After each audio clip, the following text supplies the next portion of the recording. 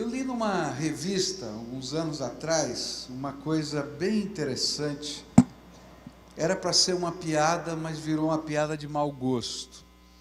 E especialmente ler essa piada no Dia dos Pais pode parecer uma piada de mau gosto. Estava escrito assim: uma menina pequena disse uma vez à mamãe dela: mamãe, se o Papai Noel traz nossos presentes e Deus nos dá o nosso pão diário e o governo nos paga uma pensão, por que nós mantemos o papai aqui? Duro, hein? Essa eu não gostei. Você gostou? Não. Mas essa pergunta, por que mantemos o papai por aqui, é uma pergunta que muitas famílias têm que responder. E algumas, infelizmente, dizem: eu não sei porquê. Hoje, 40% das crianças brasileiras vão dormir em uma casa na qual os seus pais, papai e mamãe, não moram. E antes de completarem 18 anos, mais de 50% de nossas crianças gastará uma porção significante da sua infância vivendo longe dos dois pais, ou de um dos dois pais. Se há uma tendência que eu acho que é terrível, prejudicial à vida de uma sociedade, é a tendência demográfica que a gente vai vivendo de falta de pai. Por isso eu queria hoje olhar, Dia dos Pais, olhar a palavra de Deus, a grande importância de ser pai.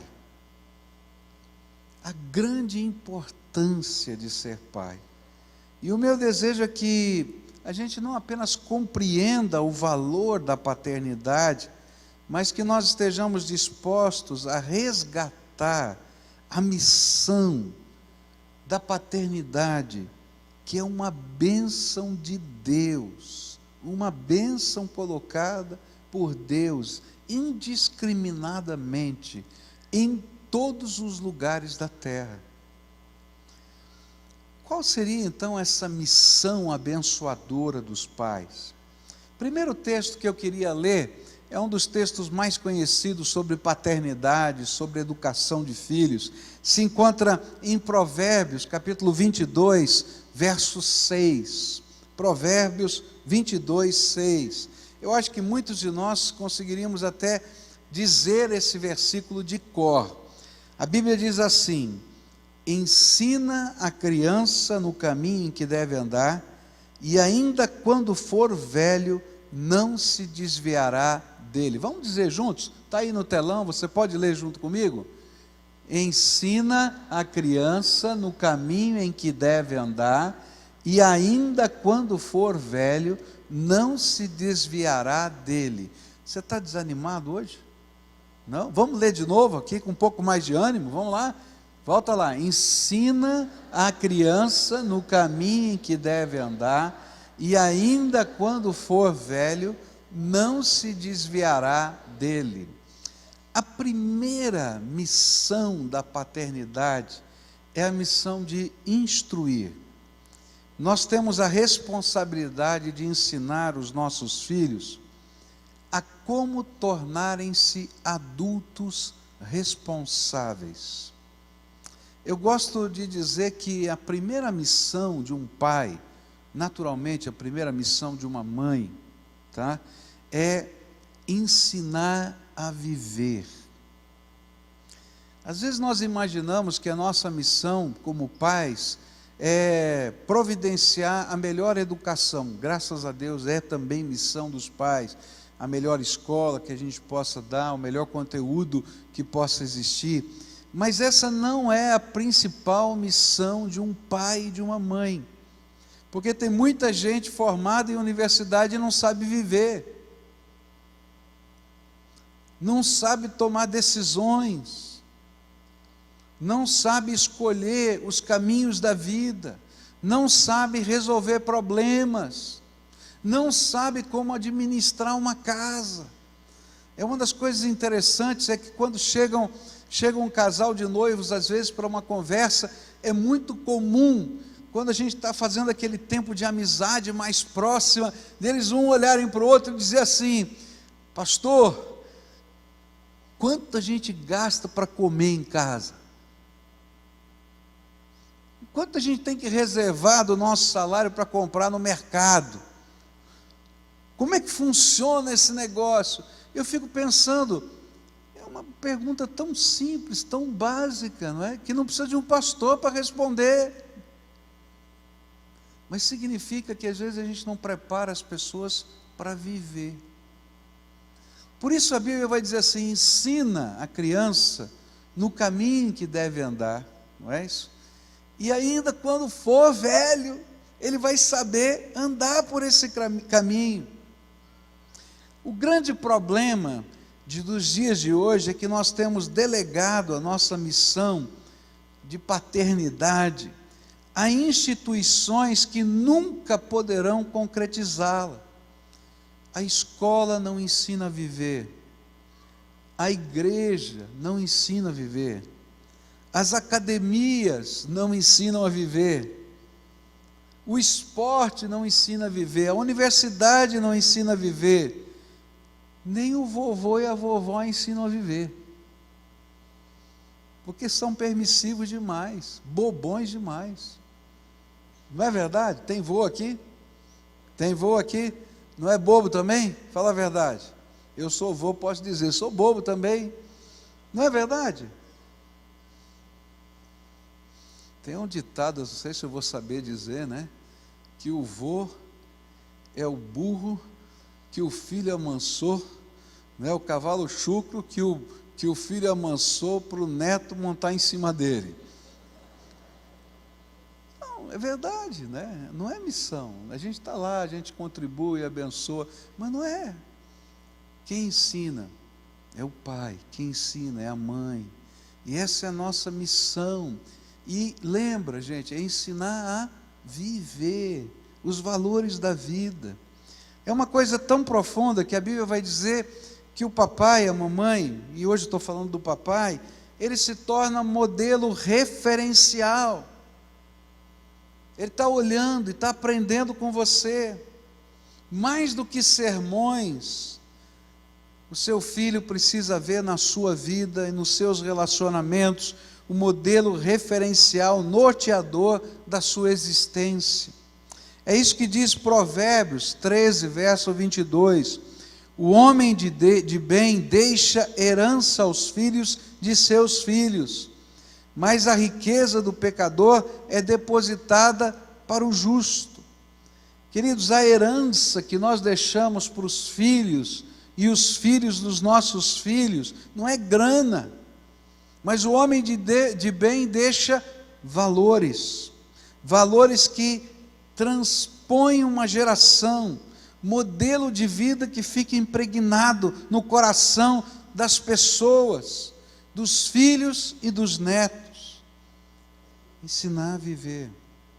Isaías 38, 19 diz assim: os vivos, somente os vivos, esses te louvam como hoje eu o faço. O Pai fará notória aos filhos a tua fidelidade. O que a Bíblia está dizendo é que nós, pais, somos um livro aberto para os nossos filhos, não dá para esconder nada. Eles estão lá na sua casa, olhando para você, e você é um livro aberto. E esse livro aberto é uma mensagem, é um testemunho de valor e bênção, que não pode ser apagado. Você é um referencial para a vida, você é um referencial de Deus, você é um referencial de esposo, você é um referencial de líder, você é um referencial de formação de família, você é um referencial de provedor, você é um referencial. E isso é sério. Hoje a gente vê um viés de tanto homossexualismo dentro da nossa sociedade, e tem muita gente que vai brigar comigo por falar isso, mas queridos, uma das grandes razões é porque esse referencial de identidade masculina, quem passa é o pai. E não somente de identidade masculina, mas de identidade de sexualidade. E tanto a moça, tanto o menino quanto a menina vão aprender sobre papéis e identidade com o papai. E quando isso não está funcionando, abre-se uma brecha de possibilidade. Não é a única, mas é uma grande brecha de possibilidade de se perder identidade. Por isso a gente tem que resgatar o valor da família, e resgatar a família onde haja significado na vida do pai. E aí aquela pergunta daquela menininha que eu fiz aqui no começo dessa mensagem, deixe de ter significado. Por que a gente tem que manter o papai aqui? Se a gente se torna um referencial, é um orgulho manter o papai aqui, estar do lado do papai. Então a primeira missão como pai é ensinar a viver, como resolver problemas, como lidar com situações. Queridos, esses meninos, meninas, adolescentes e jovens estão indo para o mundo e não sabem viver, não sabem resolver problemas, não sabem enfrentar o mercado de trabalho, não sabem enfrentar pressão, não sabem ter chefe. Alguns não conseguem parar em emprego nenhum, porque não aprenderam em casa. E essa é a nossa missão. Segunda coisa que eu queria deixar com você, Colossenses 3, esqueci o número do versículo aqui, agora eu não sei. Diz assim: pais, não irritem os seus filhos, para que eles não fiquem desanimados. Pais, não irritem os seus filhos, para que eles não fiquem desanimados. Um segundo papel importante da paternidade é que nós sejamos os grandes motivadores dos nossos filhos. É interessante que, ao dizer aos filhos que eles devem obedecer aos pais, Paulo desafia os pais a que não sejam aqueles que promovem o desânimo no coração dos filhos. E é o contrário, Deus nos colocou para sermos aqueles que ajudam os nossos filhos a se superarem, e ajudam os nossos filhos a confiarem em si mesmos. Agora, o pior é que muitos de nós temos uma tendência de sermos extremamente críticos.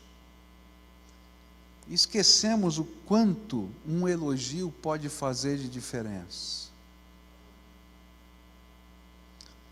Eu me lembro de um encontro de pastores que eu participei no Espírito Santo. Devia ter lá mais ou menos uns 400 pastores. E durante aquela semana, falando sobre a família do pastor, e eu dei uma lição de casa. E a lição de casa é que cada pastor escrevesse uma carta para cada membro da sua família. Mas nessa carta era proibido criticar. Tinha só que dizer as coisas boas de cada membro da família. E é interessante que muitos conseguiram fazer isso no primeiro dia, e estava pronto. E alguns não conseguiram fazer isso durante todos os dias da semana. E quando chegou na última noite, então eu dei um ultimato. Falei assim: gente, não é possível que você não consiga escrever uma carta para os membros da sua família elogiando. E dei aquela bronca na pastorada. No outro dia de manhã eu estava saindo, depois da mensagem, tinha que pegar um avião, nós estávamos fora da cidade, então demoraria um tempo, e estava saindo correndo, e um pastor já de cabelos brancos me segurou pelo braço e disse: Pascoal, eu preciso conversar com você. Eu disse: meu irmão, eu tenho que pegar um avião, estou saindo. Não, você não vai sair daqui sem me ouvir. E eu falei: tá bom, então fala. E aí então ele falou assim: está vendo essa folha aqui, toda marcada assim? Isso aqui são as minhas lágrimas. Ontem à noite, depois da bronca que você deu, eu fiquei aqui naquele lugar onde tinha um pouco de luz e comecei a escrever uma carta para minha filha. E quando eu fui escrever a carta para minha filha, eu descobri que eu não sabia dizer e nem perceber as coisas boas que ela tem, mas ela tem tantas coisas boas, olha só quanto eu escrevi. E Deus começou a trabalhar o meu coração, porque eu sou uma pessoa extremamente crítica e cobradora. E nunca digo a ela essas coisas bonitas que eu vejo na vida dela. E eu tenho que pedir perdão para minha filha. Porque ela nunca ouviu dos meus lábios essas coisas que estão aqui.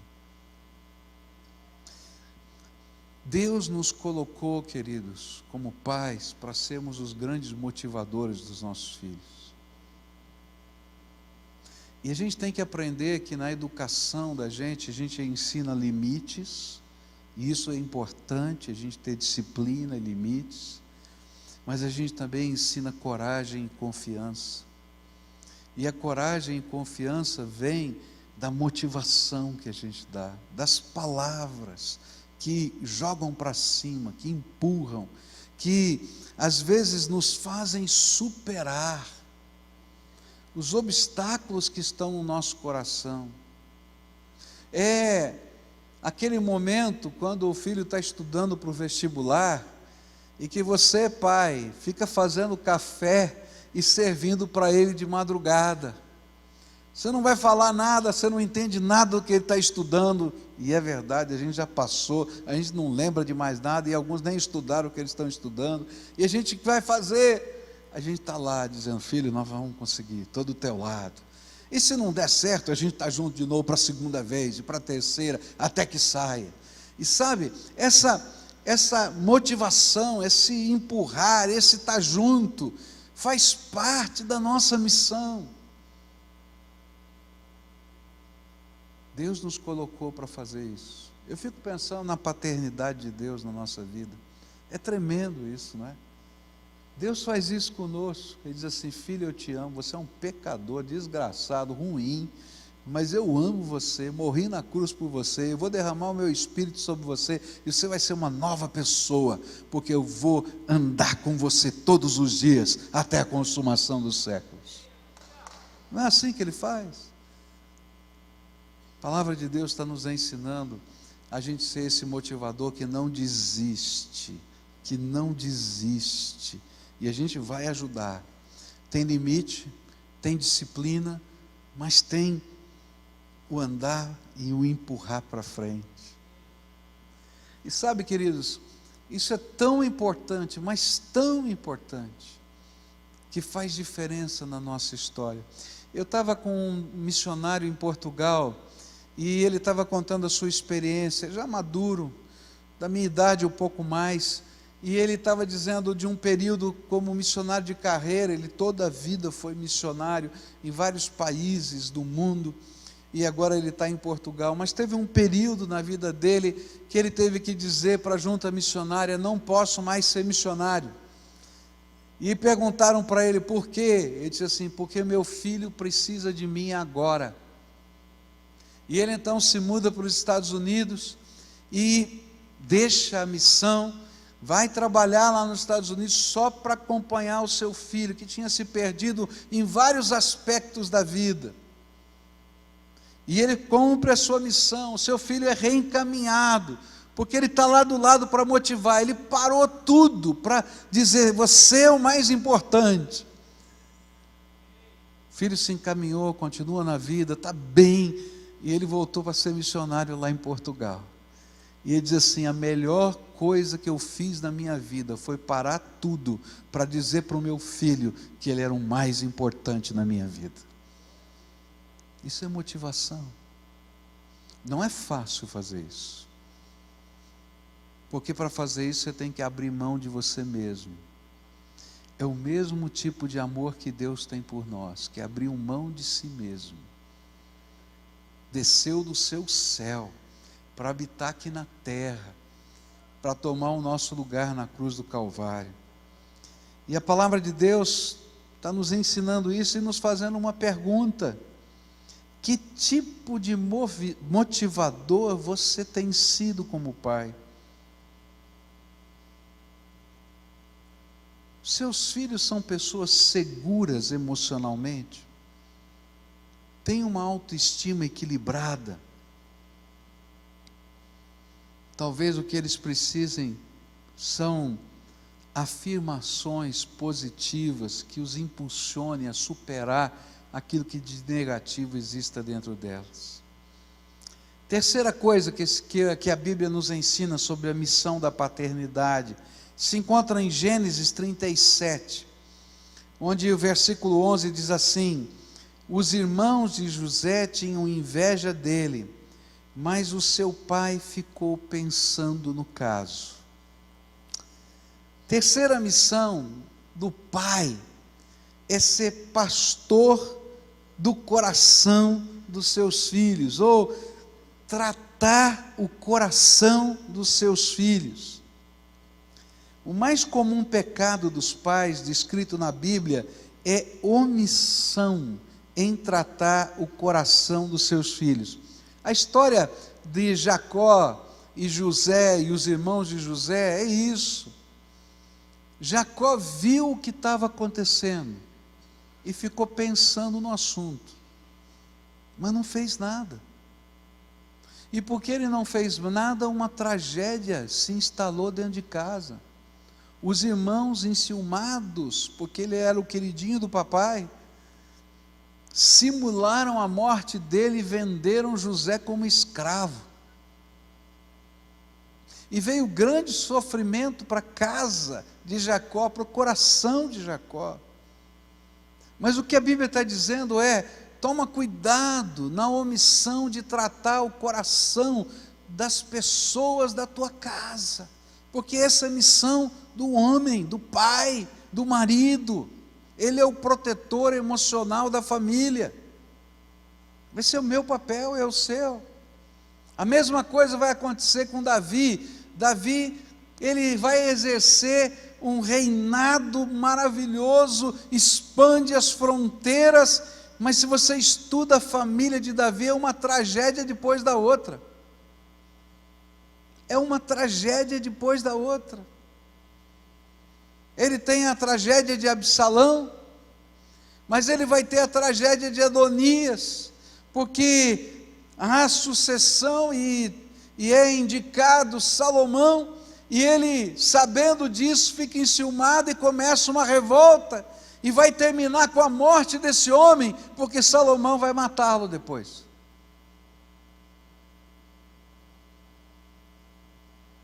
E o pior é que Davi viu tudo isso, o cenário todo sendo descortinado, e ele não fez nada. Às vezes a gente está olhando o que está acontecendo dentro da nossa casa, e a gente simplesmente faz de conta que não está acontecendo. Quando na verdade o que a gente precisava é sentar, conversar, conversar, conversar, conversar, conversar. Se tem uma coisa que eu admiro na educação que eu recebi do meu pai, era isso. Meu pai tinha muitas excentricidades, não é? Eu às vezes brinco, eu não sei como é que eu fiquei normal, né? Porque meu pai era tremendamente excêntrico, a minha mãe tem uma doença psiquiátrica, então o negócio era meio complicado lá em casa.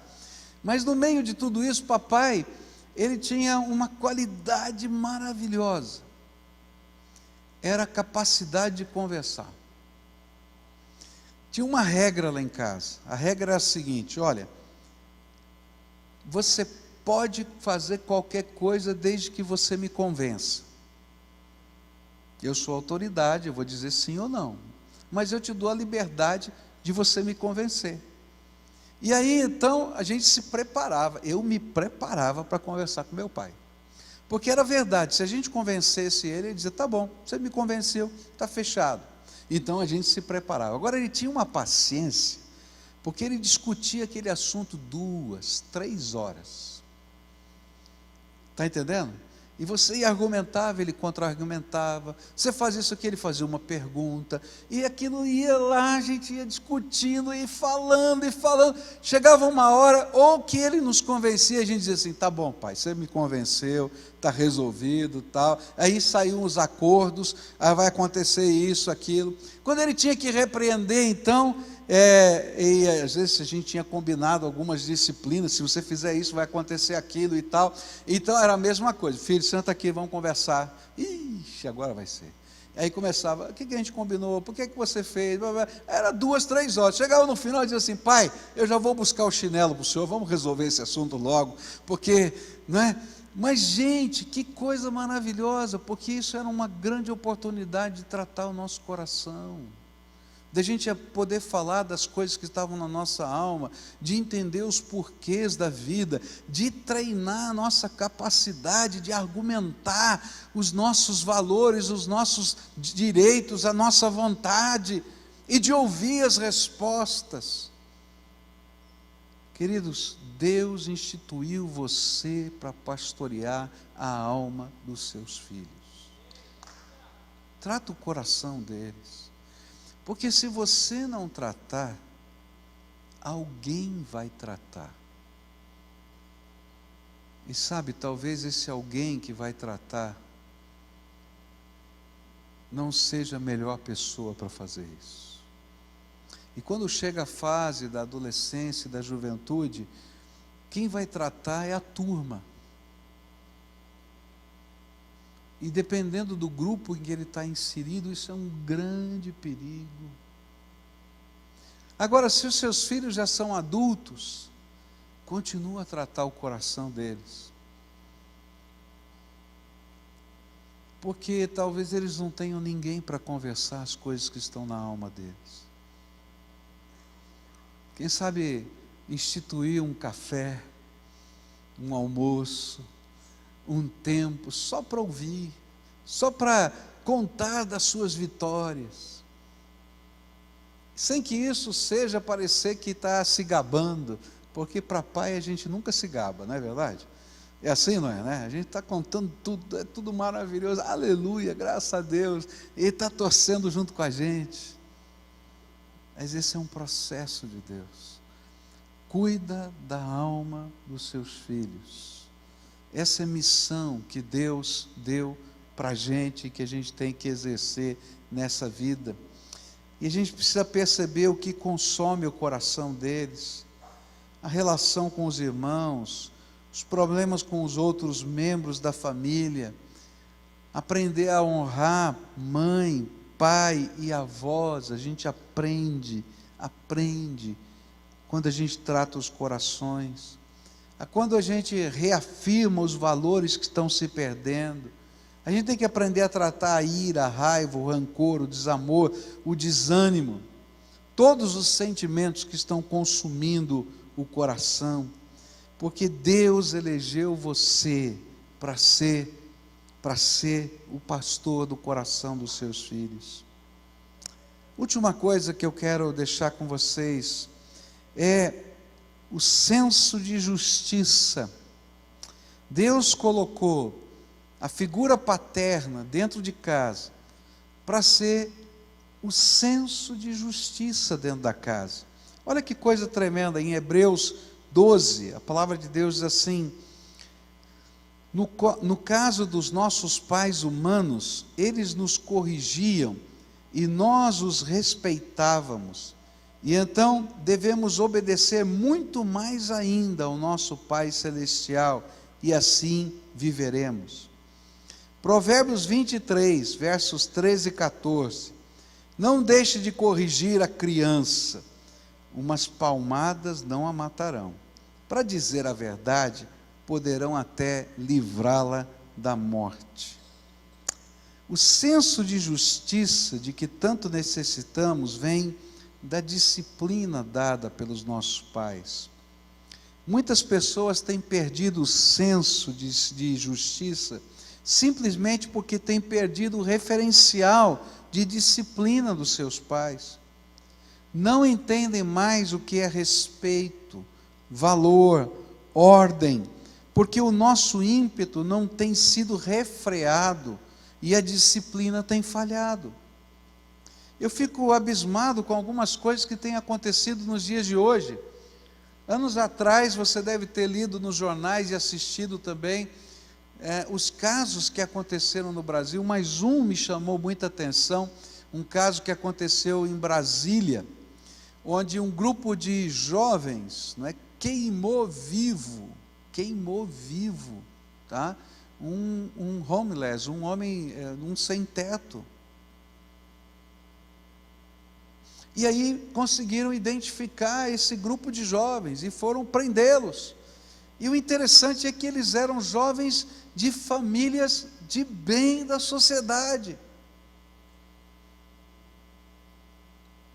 de profissionais ilustres de Brasília, mas que não tinham senso de justiça. Você deve ter visto essa semana uma reportagem sobre uma agressão de um jovem lá no Rio Grande do Sul, que veio a falecer, foi espancado por um grupo de outros jovens, e foi abismante a palavra do procurador, do promotor público, que estava falando que aqueles jovens não tinham o mínimo senso de remorso ou de arrependimento. E aí na entrevista perguntaram, mas o que eles estavam dizendo? Não, que isso é normal, e que a morte do rapaz foi uma fatalidade. Porque brigar é normal, bater, espancar 16, 10 lá na frente de um só é normal, isso acontece todo dia. Agora, infelizmente, ele não aguentou, é fraquinho. Queridos, isso é falta de senso de justiça. A gente não percebe as consequências dos nossos atos, porque de alguma maneira eles foram tão protegidos ao longo da vida que não havia consequências para os seus atos. E aí a vida vai ensinar, queridos. Vai ensinar quando morre de pancada na rua, vai ensinar quando a polícia prende, vai ensinar ou quando é um consumidor de drogas e não paga as drogas, que morre espancado. Porque aí vão os traficantes, você não vai pagar, então nós vamos dar um jeito em você, para que outros não tenham a coragem de não pagar. Porque aí a gente vai aprender que tem consequências. Os nossos atos têm consequências. Agora, quando a gente ensina a criança que todo ato tem uma consequência, não que a gente esteja lá para matar, para machucar, a gente está disciplinando para que o mal maior não venha sobre a vida dos nossos filhos. Quem é pai já deve ter vivido isso, né? A criança não tem senso de perigo, nem de quantidade de dor ainda. E aí é muito comum, né, a criança ir querer enfiar a mão no fogo. Já viu isso, né? Ele fica olhando o fogo, ele quer pegar o fogo. Daí você diz, não, isso queima, machuca, e ele vai lá. E tem alguns que são dissimulados, vamos falar a verdade, né? Eles ficam olhando para a gente assim, com a mãozinha de lado, assim, né? Como se dissesse, tô entendendo, mas vou fazer o que eu quero. E aí o que a gente faz, como pai e como mãe? A gente pega a mãozinha dele e dá um tapa. A gente não dá um tapa para quebrar a mão, para machucar, porque a gente sabe que a dor do tapa é muito menor do que uma queimadura de primeiro, segundo ou terceiro grau. E o que a gente está ensinando é que tem consequências.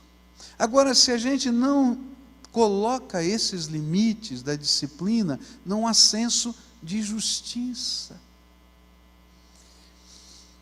Lá em casa a gente usava varinha. Tem muita gente que não concorda com isso, mas a Bíblia fala da varinha. Eu devo ter usado a varinha 1 ou 2 vezes só na minha vida de educação toda. Mas a varinha pendurada em casa era um símbolo de justiça. E os meus filhos olhavam para a varinha e entendiam: opa, existe uma consequência. Eu usei acho que 1 ou 2 vezes. Mas aquilo era um símbolo de que existe justiça. Agora, numa sociedade, numa família, onde não existe justiça, vira anarquia. E é isso que a gente está vivendo aqui no Brasil. Porque isso não se ensina na escola, isso se ensina em casa. E esse é o papel meu e seu como pais, ensinar esses valores. Pai, você é muito importante. E a sua família precisa de você. O que eu estou falando aqui é tentando mostrar para você o valor de algo que Deus colocou sobre a sua missão e que não pode ser delegado para mais ninguém. Eu não sei o que aconteceu na sua vida. Hoje a gente tem muitas famílias que são separadas, mas eu quero dizer para você, querido, se você é pai, você não se separou dos seus filhos, você não pediu divórcio para eles. Seja pai deles. Se você está na sua casa, cuida bem da tua família, porque é o maior presente que Deus te deu. Valoriza, porque é um presente de Deus. E você tem uma missão importantíssima. Exerce bem essa missão, porque Deus te deu uma coisa tremenda. A gente chama Deus de quê? Como é que a gente chama Deus? Pai. Jesus nos ensinou: Pai nosso que estás nos céus. Deus colocou você como primeiro referencial na vida de alguém da divindade. É sério demais. E a gente não pode abrir mão disso. Queria orar com você, queria pedir para você ficar de pé agora. A gente vai orar juntos, orar pelas nossas casas, pelas nossas famílias, orar pelos nossos filhos, orar pelos nossos pais.